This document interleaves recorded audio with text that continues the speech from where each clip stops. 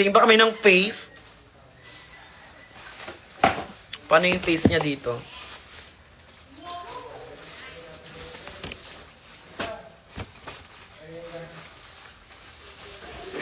Mas pretty siya. Kaya ako pinalit sa kanya. Naiinis ako. True yun. O, diba?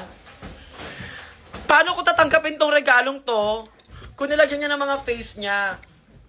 Okay na yun, nakamove on na ako. Nalalagyan niya yung face niya ulit. Naiinis ako sa kanya.